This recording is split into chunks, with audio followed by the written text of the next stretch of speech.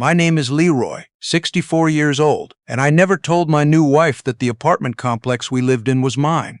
She believed I was the on-site property manager, a hired man who collected rent envelopes, handled maintenance calls, and kept the boiler from dying in January. I let her believe that through 8 months of courtship and right through the morning of our wedding. I'm grateful I did, because exactly 72 hours after we said our vows, she sat me down at that small kitchen table, laid papers in front of me like she was filing a report, and explained in the sweetest voice I'd ever heard turn cold that it was time for me to start making better decisions about our future. I'd owned that building for 19 years, 24 units in the Whitehaven neighborhood of Memphis, Tennessee. Nothing glamorous but solid, well-kept, full. I also held a duplex in Germantown I'd bought in 2011 and a small rental house over in Cordova that had belonged to a cousin of mine who couldn't keep up with it. I'd built the whole thing piece by piece the way my father taught me. Patient, deliberate, no shortcuts, no showing off. My wife Hazel and I had done the early years together. Then she got sick with a cancer that moved fast and didn't bargain. Then she was gone, and I kept going the only way I knew how. Staying in the manager's unit suited me. First floor, Unit 1A, 1 bedroom, a decent kitchen, a balcony that looked out over the courtyard where the crepe myrtles, Hazel and I planted together, bloomed pink every spring. Some of my tenants thought I worked for a property management company out of Nashville. That was fine. I never corrected it. The ownership wasn't something I advertised. I kept it that way for a reason. 3 years after Hazel passed, I got involved with a woman I'll just call Greta. Pleasant enough, attentive, good company. Then I mentioned offhandedly one evening that I was replacing the roof on the Germantown duplex out of pocket, and something shifted behind her eyes that very minute. The next week she was asking about my overall financial picture. The week after that, she brought up putting her name on the deed. We'd been together 5 months. I ended things quietly, but I didn't forget what that shift looked like. So when I met Millicent at the Greater Memphis Community Care Banquet in the spring, I was warm and open about most things and very deliberate about one. She asked what I did. I told her I managed residential properties, which was true. I simply left out whose they were. She was 58, widowed 2 years prior, she said. Her husband gone suddenly from a heart attack. No warning, no chance to prepare. She'd come to the banquet with her cousin Adina, a quieter woman who mostly stood at the edges of conversations and smiled. Millicent had this particular way of listening that made you feel like your words were the only ones in the room that mattered. She asked follow-up questions and remembered things you'd said weeks earlier and brought them back into conversation like she'd been turning them over. She worked part-time in event coordination, she told me, though business had slowed considerably. She wasn't asking for anything. She seemed like a woman who had been through real loss and was learning how to stand up straight again. We started slow the way I preferred. Saturday morning coffee, dinners when the week allowed. She paid her share more often than I expected, which I noticed. She brought food by the building once when I mentioned I'd been running a 3-unit plumbing emergency and hadn't eaten since morning. Showed up at the side entrance with a takeout bag, handed it over, didn't ask to come inside. That's a small thing, but small things say more than grand gestures ever will. Her son Griffin was 20, she told me. He lived with a roommate across town and came around on weekends. He had a firm handshake, looked you in the eye, called me sir. I liked him well enough, or at least I liked the version he was performing. It would be a while before I learned he was 26, not 20, and that everything about him had been carefully rehearsed. 7 months in, I proposed. We were sitting on the balcony of Unit 1A in the early evening, light going gold over the courtyard, and I did it simply, without ceremony, because that's the only way I know how to do anything important. She pressed her face into my shoulder and cried for a long time. She said she hadn't expected to feel any of this again. She said she'd stopped letting herself hope for it. Every word sounded true. We planned a small wedding.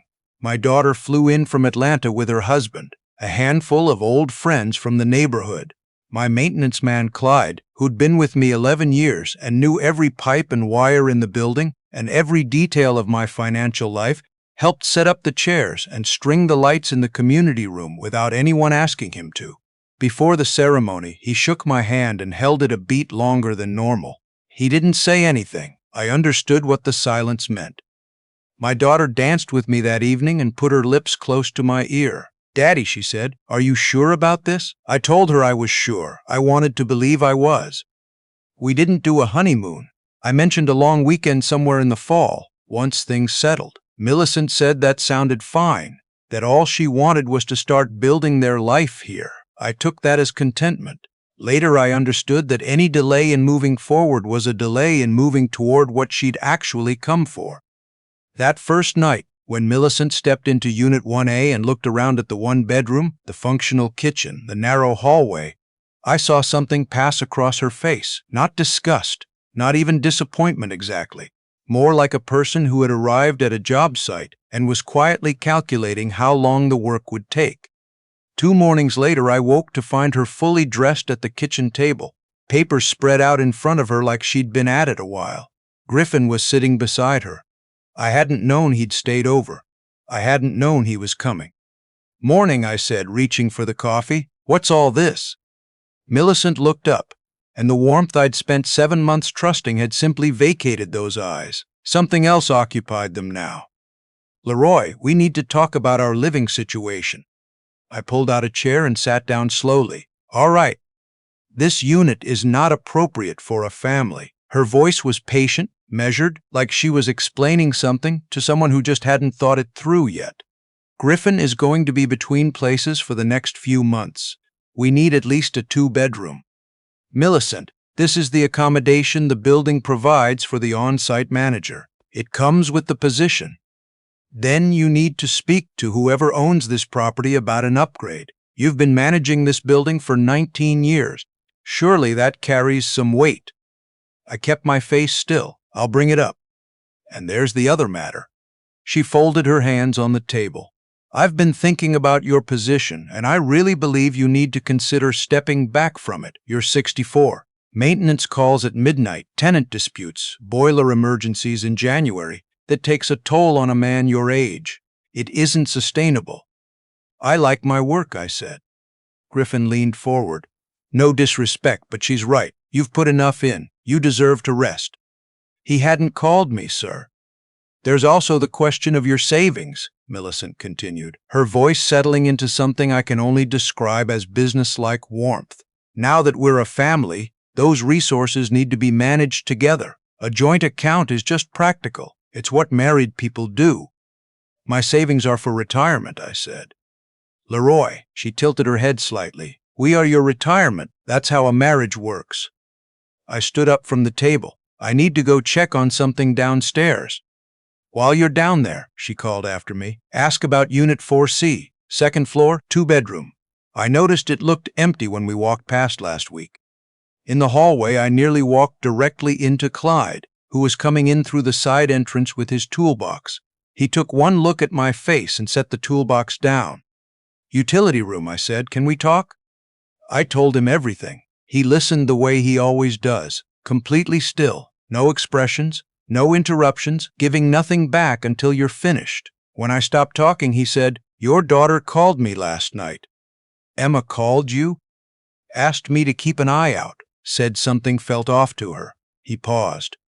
"She said Adina spent most of the reception walking through the building like she was conducting an inspection. I figured Emma was just being protective. Now I'm thinking she was being accurate." I went to the owner's office, a small room behind the laundry area that didn't appear on any lease, that no tenant had ever had reason to know about. I sat down at the desk and called my daughter. She answered on the first ring. I told her everything. She listened, and when I finished, she was quiet for a moment. Then she said, "I need to tell you something I should have told you sooner." The evening of the reception, I stepped outside for air, and I came around the side of the building and found Adina and Griffin standing in the parking lot in what looked like a serious conversation. They didn't see me. I stopped. I heard Adina say, "Just give it time. These ones always think they're holding all the cards." And Griffin laughed and said something about it being exactly what they were looking for. The cold started at the base of my neck. "These ones," I said.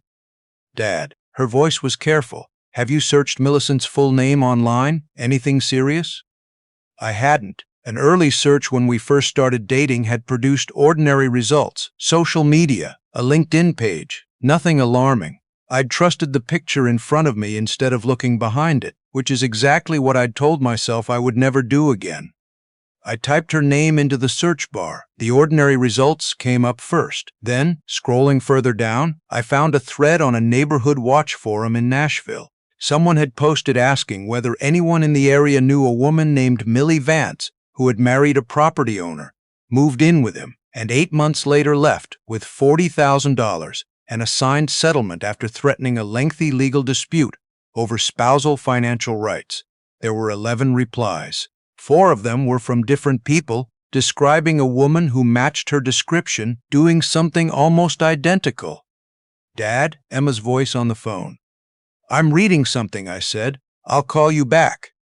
I hired a private investigator the next morning, a woman named Tamika that my attorney had recommended to me after a tenant dispute a couple years back. I gave her everything I had: Millicent's full name, Adina's, Griffin's first name, and rough age, the complete timeline of the relationship. 4 days later, she called me back. "You need to sit down," she said. The marriage I'd entered into was not legally valid.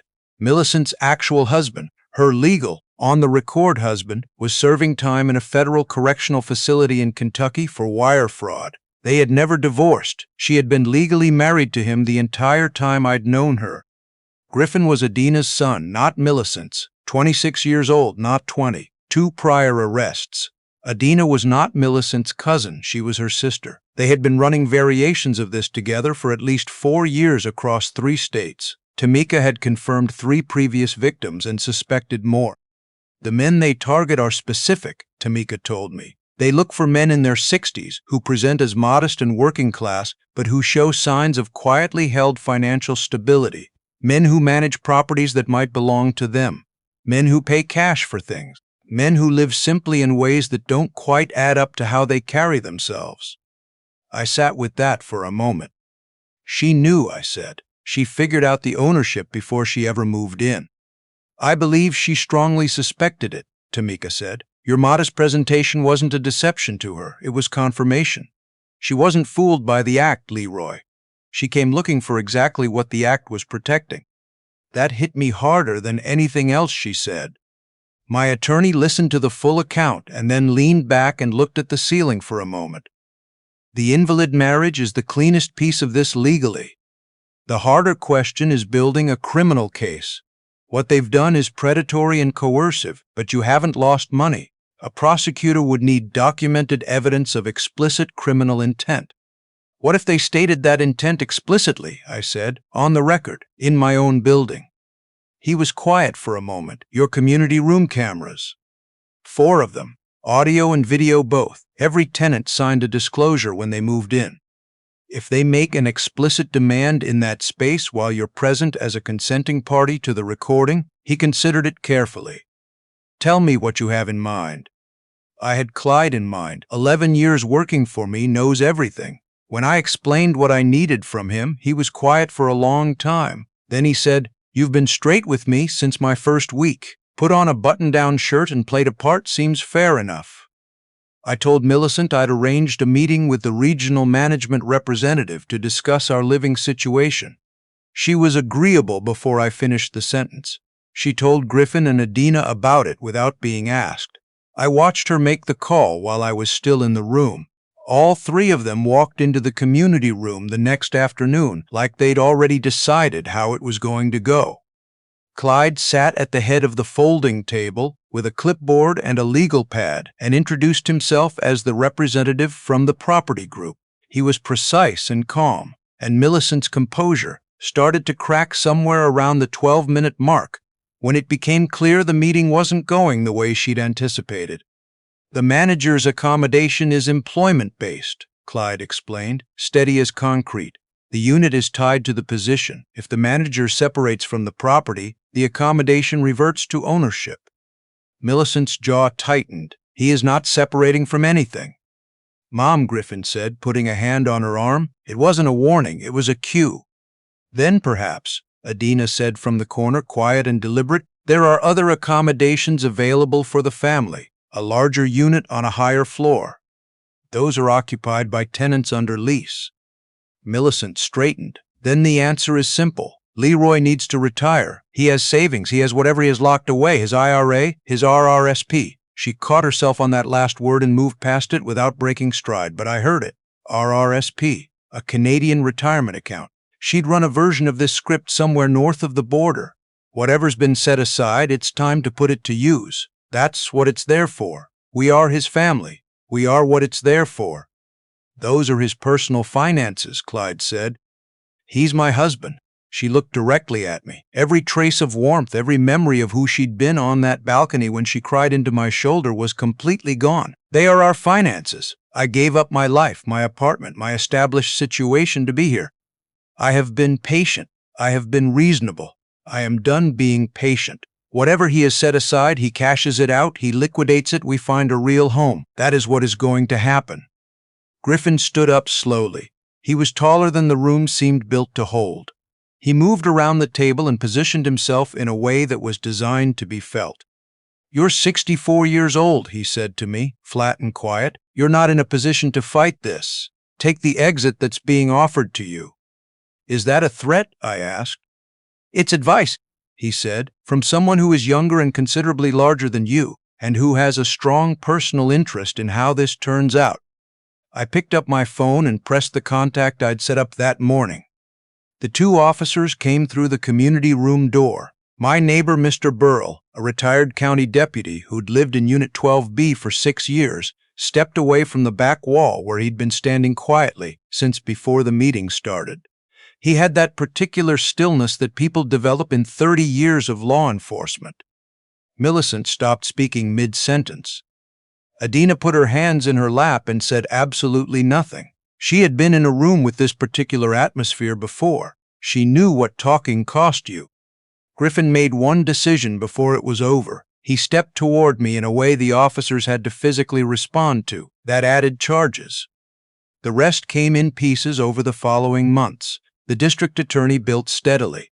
3 men came forward from Nashville after the story moved through the right channels.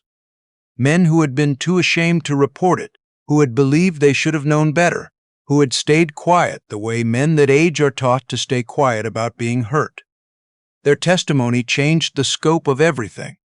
Griffin took a plea agreement, 18 months plus restitution. Adina got 30 months once prosecutors tied her pattern to the earlier cases. Millicent went to trial. She sat through 4 days of testimony from men who had lost their homes and their retirement savings and their dignity, and she claimed throughout that she had loved me genuinely and that everything else was a misunderstanding. The jury came back in 4 hours. 7 years.